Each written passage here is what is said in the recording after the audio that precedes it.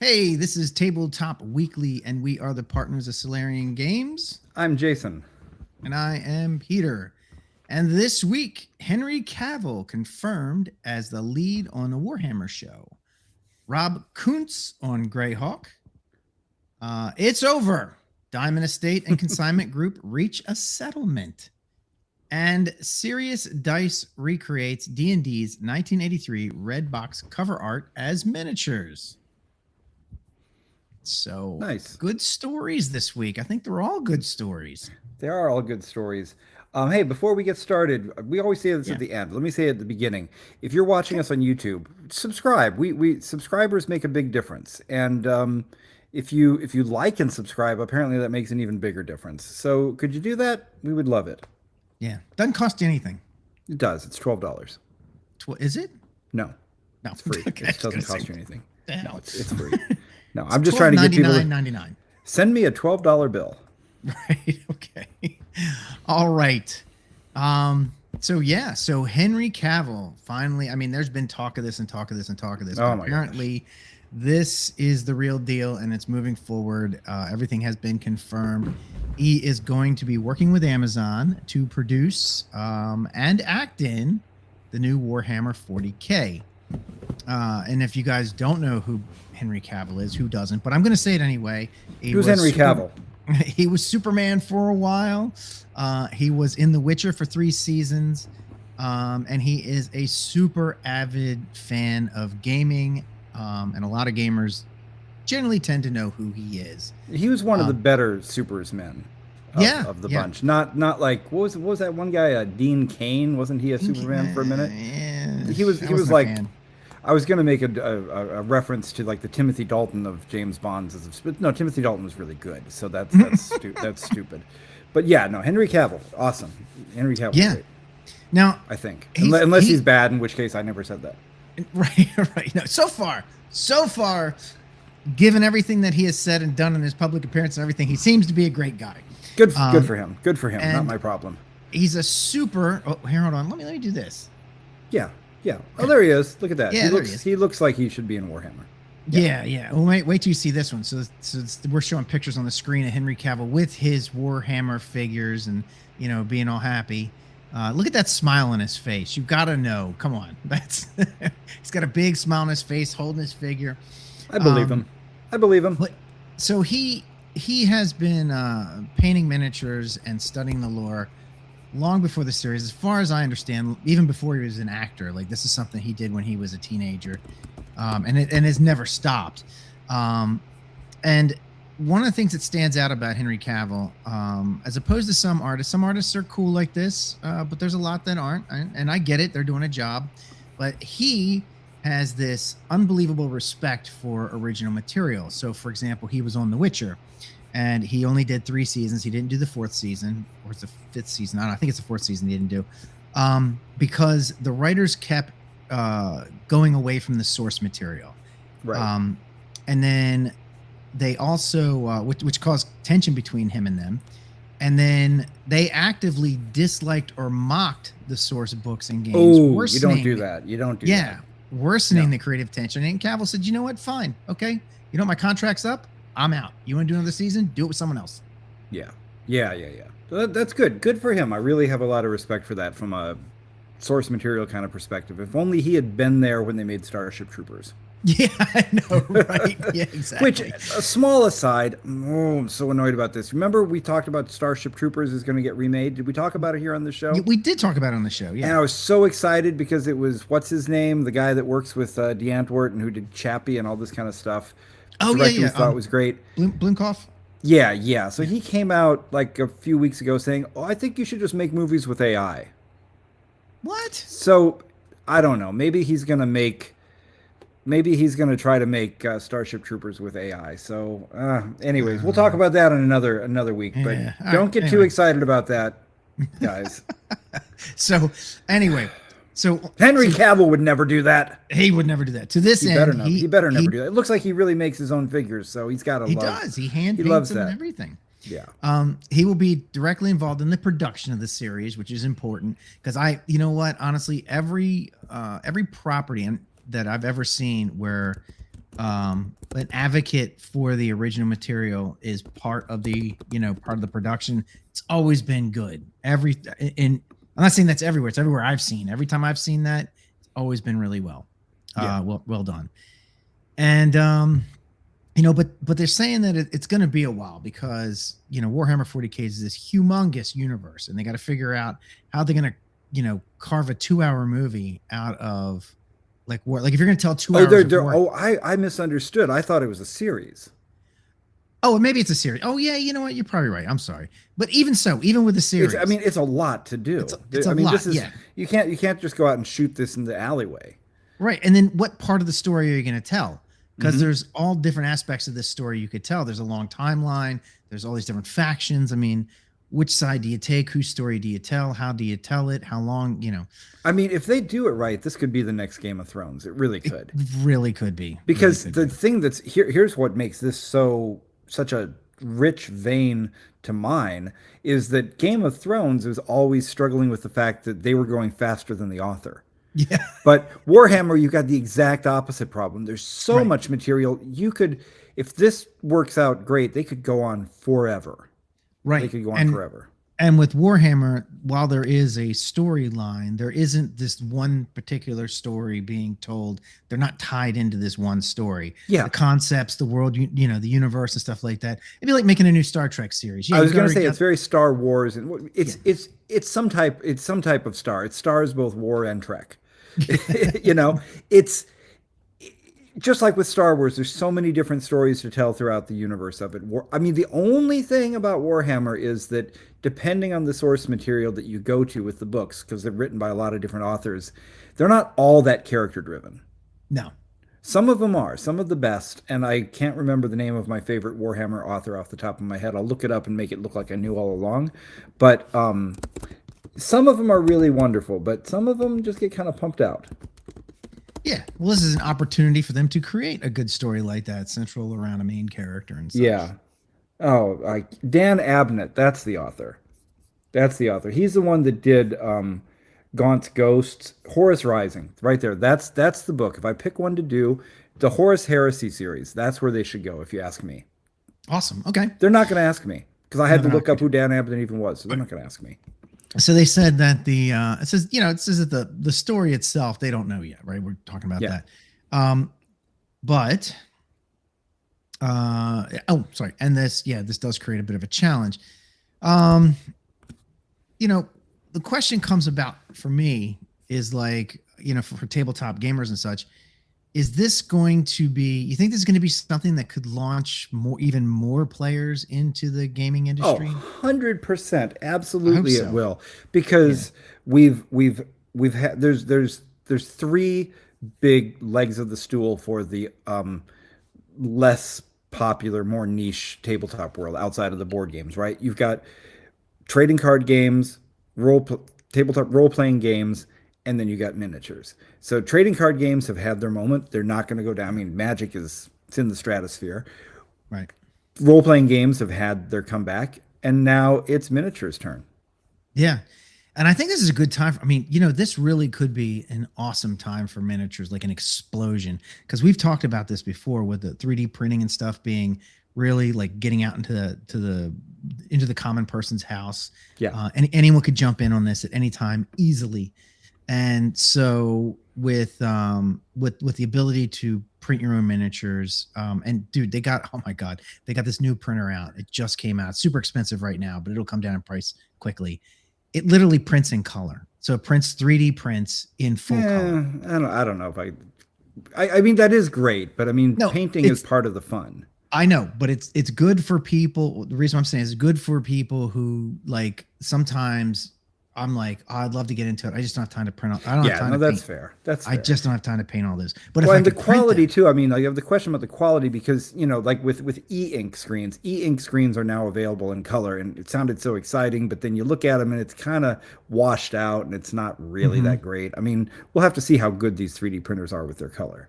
Yeah, I don't know. Like I said, they are brand spanking new, so I haven't really been able Are they, to. what are they, like, injecting the color into the material? Do you have to have lots of different colors that go? No, It's too detailed. I know. yeah, Sorry. it's and it's resin, so it's somehow they're spraying it and curing it at the same time, Well, and we'll see. We'll see how I don't good know. it is. Anyway, yeah. So, But you know, the thing the point go is on. that I'm just saying the point is that all these tools exist now that support the Yeah. wargaming community. So this could be like a double, 1-2 punch. Could be awesome.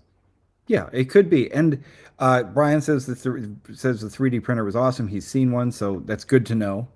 Hmm. But you know, this is one of those nice echoes of the 70s, just like we've seen certain echoes of things happening again when the D&D thing blew up again. Well, miniatures, you know, there was a Henry Cavill before there was a Henry Cavill back in the 1970s. So there Hmm. was another action star who was a big miniatures war gamer who brought it onto TV.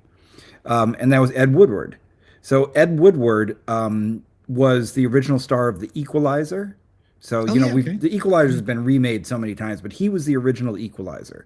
And Hmm. then after he got all his fame for doing The Equalizer and Callan and all those other things, he started a TV show in Britain called Battlegrounds, where they did miniatures wargaming on TV.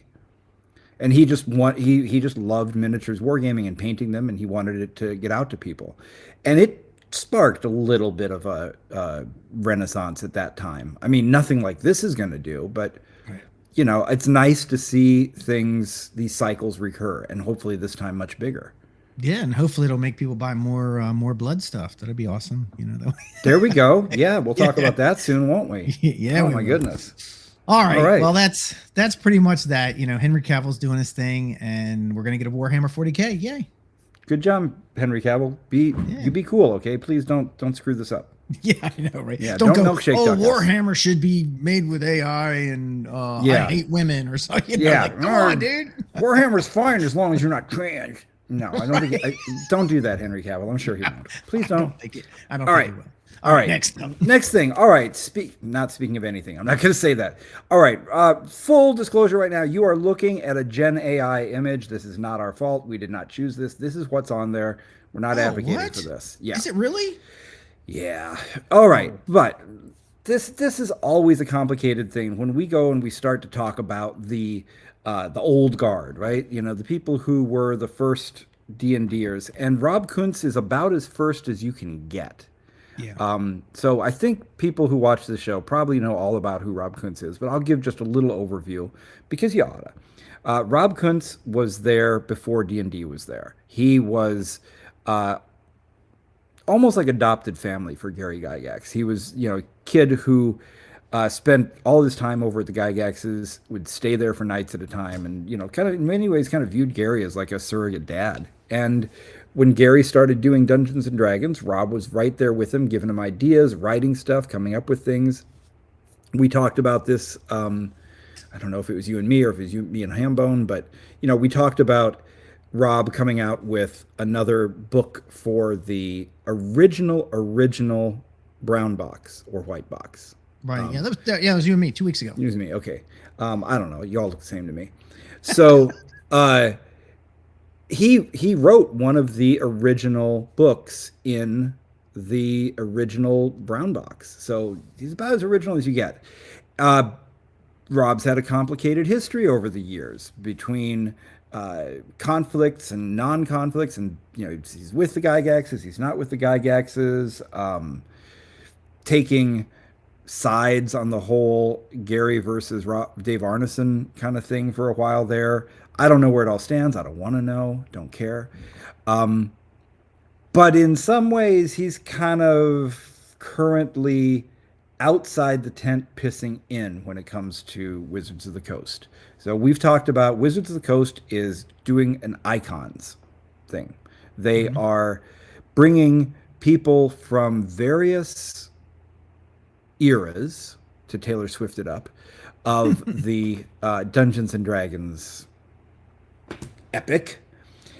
So most notably, Luke Gygax has been brought into Wizards to revive Greyhawk, which makes total sense. You know, without Gary there, Luke, and sadly without Ernie there, Luke has the most direct access to the original intent and the original materials and these kind of things. But he's not the only person who was there. Rob was there. In fact, Rob worked a lot on Greyhawk. And so he has said on what was once Twitter and now is something else, he has said, quote, "The Lord of the Green Dragons will be the continuation of the way Gary and I had imagined World of Greyhawk going before his TSR exit in 1985.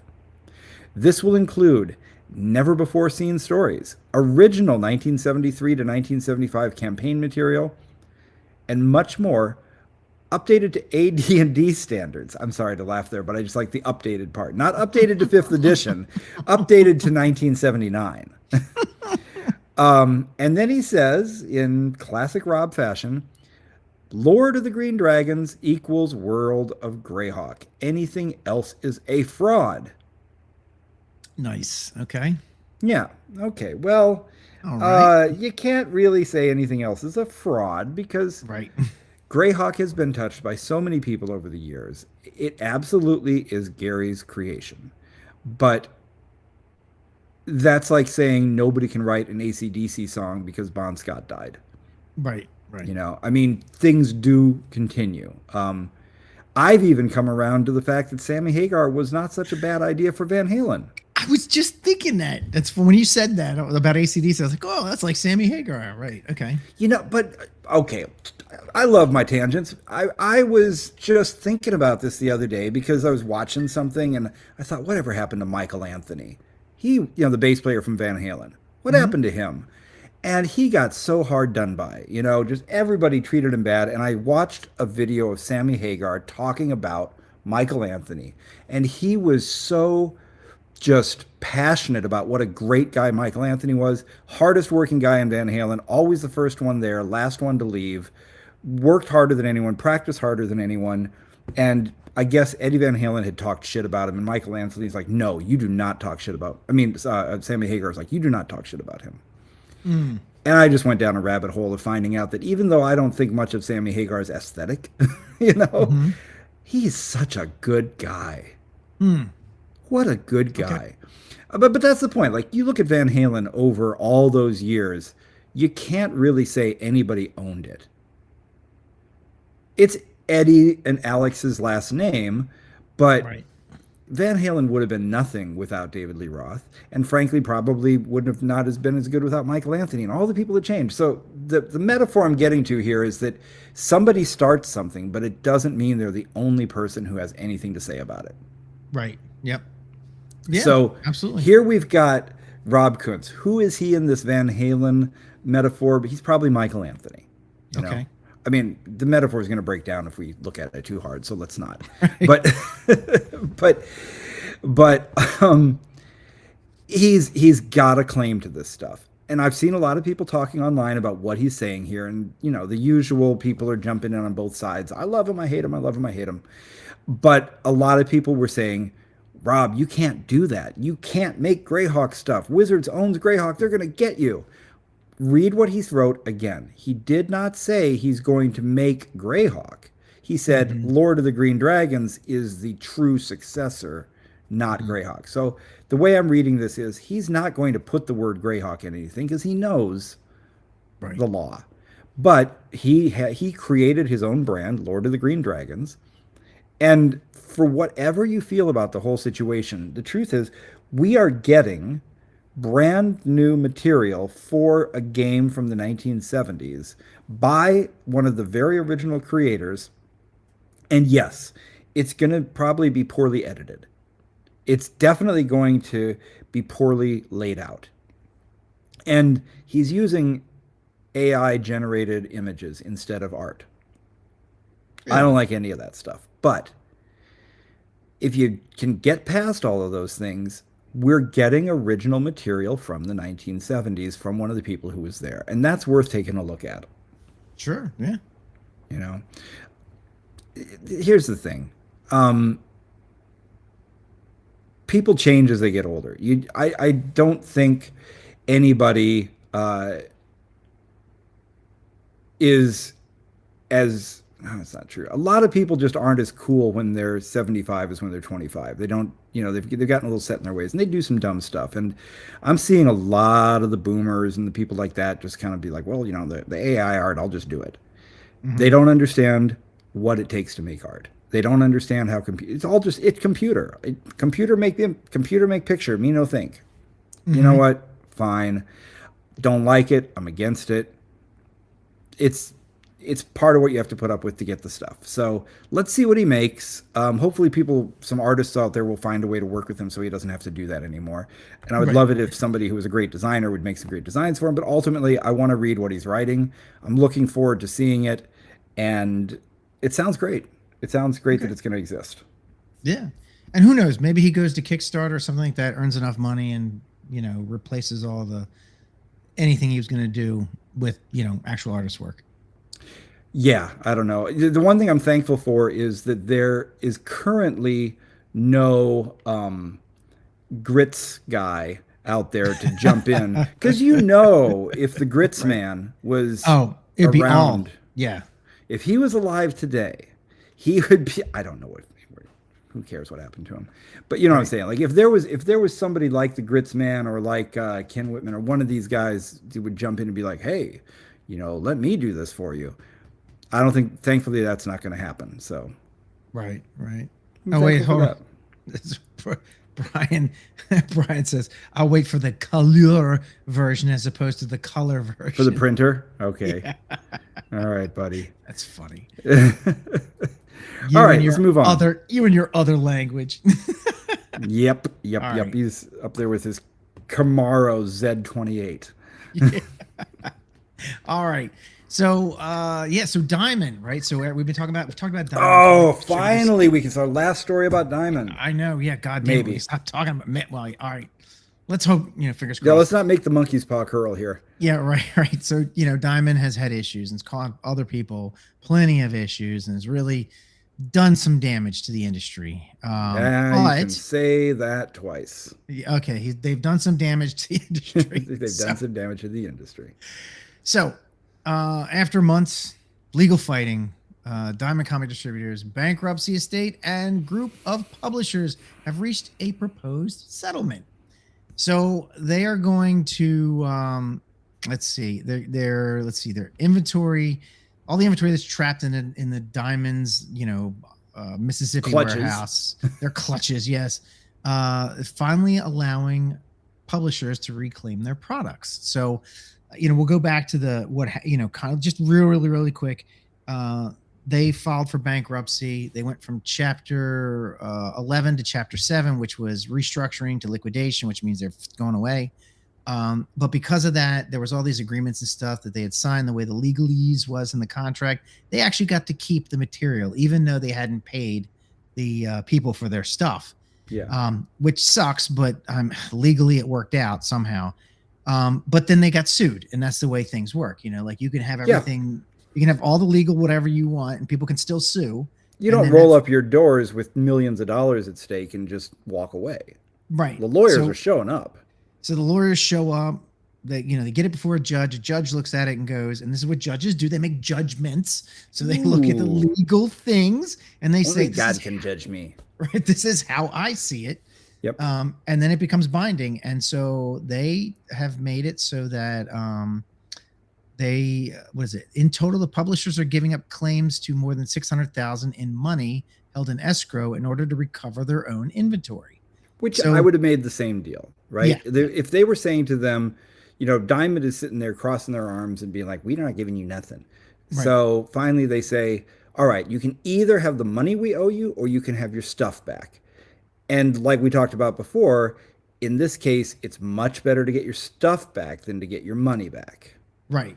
Absolutely. Because if you don't get your stuff back, what happens to it? It gets destroyed. Oh, right. No. They sell it. If it got destroyed, they'd be happy with it. Right. They'd be happy. They'd be happier with that. Right. Yes. Your stuff would go into a dollar store.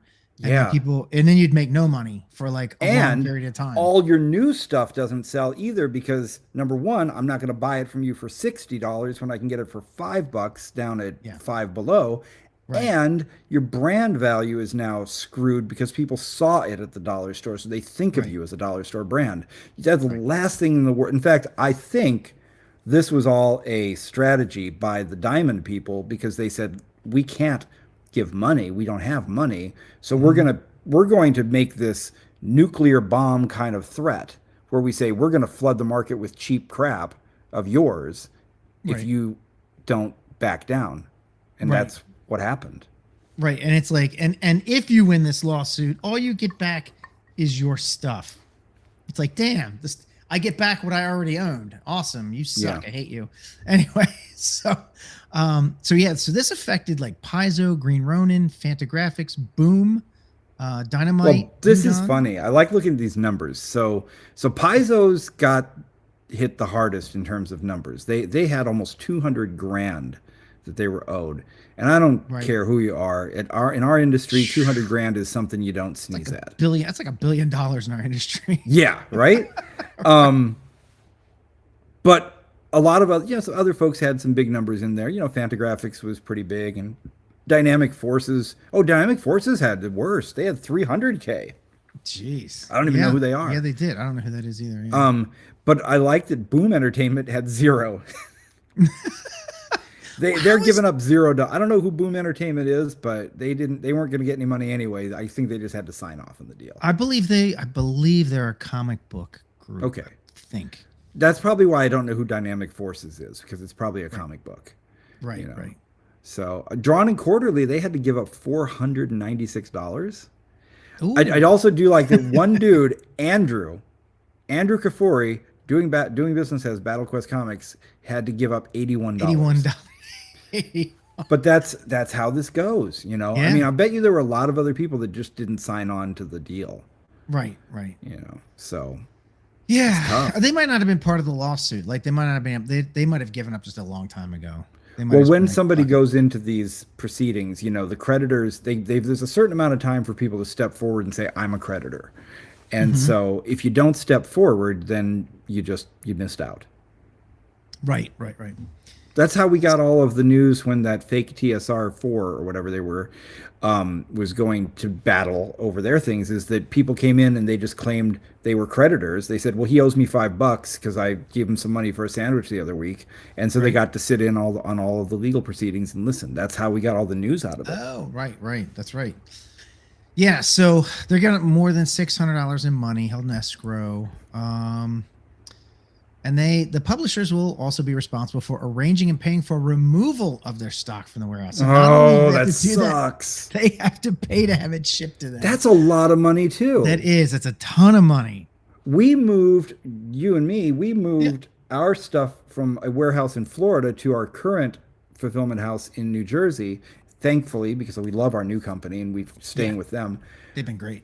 The old guys, they sucked so bad. It costs so much money to have all that stuff picked up on pallets and transported on trucks, and we didn't even have that much. I mean, these guys, they're probably going to be seeing at least, I'm thinking at least 40 grand in costs just to get the stuff out of there. Yeah, probably. I just made that number up, but I'm sure it's right. Yeah, of course. So anyway, they said the battle is not completely over. Hold on. Warehouse owner Sparkle Pop remains involved. Sparkle Pop, it's a great name. Involved in disputes over storage costs and inventory it sold while ownership was contested. Publishers allege that some of the sales and proceeds may still be unaccounted for. The settlement specifically aims to prevent further loss of inventory value and unauthorized stock from being dumped into the market. So some got dumped already. A little bit of pollution entered the river. Apparently. Okay. Where can I get the deals? Yeah. Oh, that's terrible. That's terrible things. So anyway, look, hey, it's good news. Things are moving forward in the right way. I mean, there is sucky bits to it, but all in all, it's good news. The one thing I hope that we learn out of all of this is I want to know what lessons the rest of the industry, what we can learn about dealing with distributors. How do we avoid when the next distributor goes down? How do we avoid that happening? I don't know. We'll learn. I'm willing to bet some people are going to renegotiate their contracts and say, you don't get to keep my shit if you go out of business. Yeah, I think what we'll do is we'll put a little self-destruct in every box. Right. So that way, if it doesn't make it to the store that we intended it to go to, you hear a little beep, beep, beep. Right. This product will self-destruct in 5 seconds. Tractor trailers all across the United States mysteriously went up in flames this week as Solarian products have not reached their stores. That would be so fucking top secret. That'd be so perfect. We're not doing this other story this week, but I mean, there's warehouses in war zones around the world getting hit right now. I mean, it's no joke. People's stuff is blowing up. Yeah, literally, quite literally. I saw that. We didn't want to do that story just because of the whatever. It's just too much. Yeah, it's too much. Yeah. But I didn't even know that was a thing. And then when I was reading it, I'm like, oh my god, that does suck. That sucks terribly. Yeah, but it does. Anyway. It does. All right, next and final story of the night. A company I've not heard of before, Sirius Dice. Sirius like the star, not Sirius like Yahoo Sirius. Right. Yeah, oh my God, you get that reference, folks. Sirius Dice recreates D&D's 1983 red box cover art as miniatures. Yeah. All right, I was going to grab my red box, and this is a humble brag. My red box is put away at the moment, so the only thing I could find was my Japanese red box. All right. Oh, cool. But at least we can look at the artwork. Yeah, this is the Japanese edition, so that's neat. It is pretty neat. It's actually surprisingly true to the original when you go through the insides. And I'll talk about why that matters in a moment. Because if you look at this iconic Larry Elmore art on the cover, this art that was, by the way, reused by Wizards when they brought out their version of the Red Box, it only contains a dragon and a fighter. And I don't remember, there's been some controversy over whether that was a male or female fighter. And I think Larry Elmore might have done that on purpose, just kind of left it ambiguous. Right. Because people are like, it's a man, it's a woman. I don't know. Who cares? It's ambiguous. Who cares? Right. But there's not, if we go back to the picture you were showing, there's not a thief and there's not a magic user. Yeah, what's up with that? And this was kind of weird. I tried to look this up. I cannot find anything in the red. Now, again, these books that I have here, I think these are using all the same art. I mean, if you look, the character sheet is the same, only in Japanese. The artwork, I'll just flip through a little bit of it. It's the same artwork. Mm-hmm. And there's even some English up at the top, which is kind of nice. Right. But obviously, it's in Japanese because it's for the Japanese market. Wouldn't do much good if it wasn't. But I couldn't find that art anywhere in there. And I asked somebody to take a look at their own red box. They couldn't find it either. So I don't know where those two pieces come from.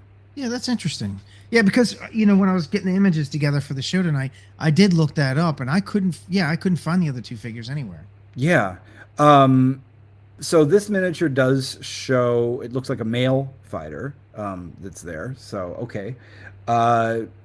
Maybe that was just a decision on their part, or maybe Larry, when they went and asked him, what did you mean for this guy to look like from the front, said this is what it is. Because that fighter was only ever shown from the back, so you don't have any idea what their face looks like. So this was an artistic decision on the part of the miniatures makers. They'd have to pick something, right? Because they got to show the front. Yeah, that would be really weird if you had a miniature that couldn't turn around. Right. But they also made an interesting choice. If you look at the way that his feet are set, they are different. You don't need to zoom in or anything. I'll just kind of put this here for a second. You'll notice the feet are a very different pose. Yeah, it's a much more heroic pose in the original. I'm not sure why they chose to do a less heroic pose, unless maybe by bending it over that much, it just wouldn't stand up. Like maybe the center of gravity would be too far in one direction. Could be. But it looks great. I can't wait to see what somebody paints these like. Although that dragon's leaning very far forward and weirdly doesn't have his knee down on the ground like he does in the... I'm getting way too picky about this. It's beautiful stuff. So let's see what we have here. So this is obviously by Larry Elmore, one of the absolute Mount Rushmore artists of D&D. So John and I talked last week about who our Mount Rushmore artists would be for D&D. I'm going to put you on the spot and see if you have... it doesn't have to be all four of them. If you just have anybody, I'll tell you who mine were just to get you started. Tramp, so Dave Tramp here for sure. Sutherland, who did the original Monster Manual cover. Yes, okay. Larry Elmore. And then I just punted when I got to the fourth one. I went with Parkinson because I was like, you know what, let's go with Parkinson. But it could be a lot of different people. So the first three that you named all work for me. That's good. But my number 4 would be Otis, would be Earl Otis. That's what Hambone said too. And so you know what? He goes on the Mount Rushmore. So let's get busy. Let's get that mountain going. By the way, I did read something that said when all human civilization traces of us has disappeared in 100,000 years. Let's say we go extinct, and in 1,000,000 years, you're not going to be able to find any cars left. You won't find any tires. You won't even find any buildings. Like our roads, every trace of us will be gone, except Mount Rushmore. Huh. Because it's carved into this incredibly hard granite that erosion just doesn't do anything to. Right. And so 1,000,000 years from now, when we're long gone and the aliens land and say, is there any intelligent life here? And they'll be like, what's that? There were giant people on this planet. Yes, they were very tall and they only had heads. Right. All right, so their heads floated through the air. Yeah. All right, so the 4-piece set here, it says it is going to be, this is weird, 32 millimeter scale. So 25 millimeter is the standard, and 25 millimeter means that a 6-foot tall figure would be 25 millimeters tall at that scale. And obviously a lot of stuff, there's a lot of wiggle room there. And sometimes it goes up to 28 millimeter. I know one of the miniatures makers calls that heroic scale. So 28 that's Warhammer is usually 28, I believe. Okay. Because their miniatures are a little bigger. But 32, that's super weird because that doesn't fit anything. In fact, hold on. Say smart things. I'm going to grab a mini. Yeah, because if you put it on the board, you gotta remember you want your base to fit the 1 inch by 1 inch square. These are definitely going to be over that size, so it would be very hard for you to use them on a board with your other figures. So people put out minis all the time, but even the people who you wouldn't expect to think about gaming, they still do it in 25 millimeter. Here he is. Oh shoot, you got him! All right, Count Binface. Count Binface, nice. 25 millimeter, I might add. I don't know how many millimeters is an inch, but whatever, it doesn't matter.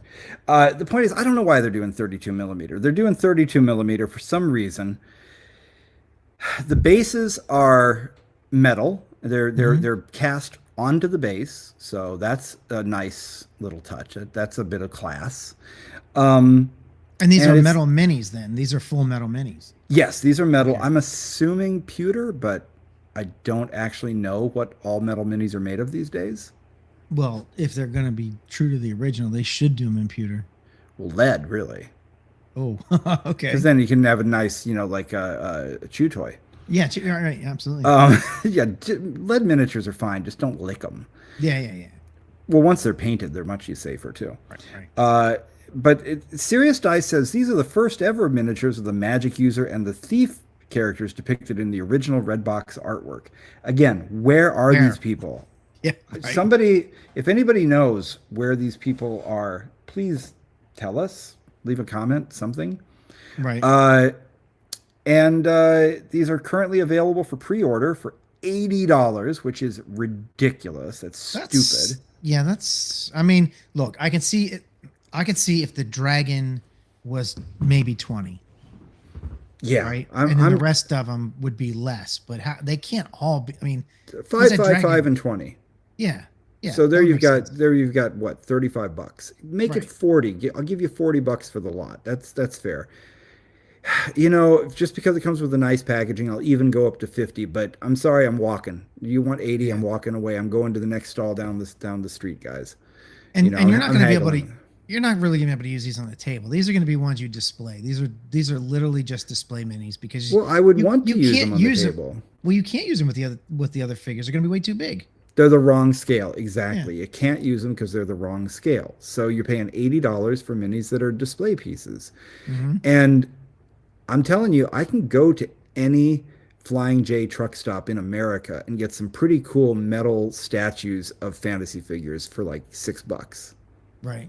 They're full of dragons. You want a cool big dragon? Go to your nearest truck stop. check the aisle just past all of the cheap knives and right before the trucker speed, and Right. there's your dragons.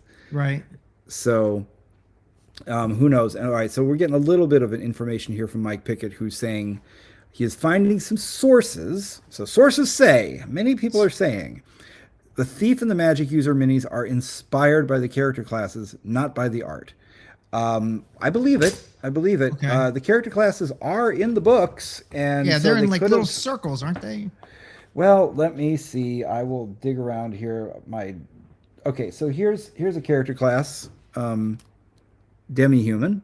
So there's some art right there, and that kind of looks a little bit like the Thief, although this is supposed. Here's the dwarf. So we got the dwarf in here. I guess my point is there's plenty of art that's available in the character classes, and I just don't understand what they were doing when they chose to. Here's a cool thief. There's a cool thief right there. That would have made a good mini. Yeah, that would have made a good mini. You know, so I really don't know. I think they just made some shit up. So, but hey, if you're a completist and you want something that is officially licensed and that is a very cool dragon, and if you wanted to make a diorama, this would be a good way to do it. Put this with your whoever did the minis for the player's handbook cover with the jewels and the thief. Yeah. And then of course there's some minis with the Trampier artwork. I mean, it's good if you're collecting those kind of things. This is very good for that. So if you got $80 burning a hole in your pocket, then this is a good place to spend it. Yeah, Mike Pickett said that he would prefer a bigger fighter and dragon, but just the two figures, and then he could just have them set up as a display. I agree with that. That would be cool. Yeah. In fact, give us a whole diorama. If it was hard to make the fighter stand on that base in the right pose, put a bigger base on it. Yeah. You know, put a bigger base on it, something like that. So we shall see. But it looks cool. It looks cool anyways. Glad to see it. That's all I have to say about it. All right. And on that bombshell, that's all the stories we have for this week. Yeah, but we got two other things we need to talk about, which we talk about every week. We got the Patreon. I forgot to put a slide in it for this week, but we got the Patreon. So if you're playing any kind of modern thriller game, most of our stuff is compatible with that. We will have some other top secret based stuff coming up in the future, but for right now, that's really what it is. Because we're supporting our line of products. And then of course there's Jason, talk about the Analog Union. Go to the Analog Union. Go to analogunion.com and you can get a free newsletter every week of lots of cool stuff that's happening. Sometimes there's free downloads. Sometimes there's news about stuff we're putting out. Sometimes there's just cool gaming industry news. And that's where you can go and get it. You can even preview the site, the newsletters right there on the site. And there's even a Reddit group you can join so you can yell at us on Reddit and have everybody see the bad words you say. Hey, you put up a website. Should we talk about that? Yeah, I just happen to have this in my hand. So yeah, there you go. Here's an announcement. ModCon 2 for 2027.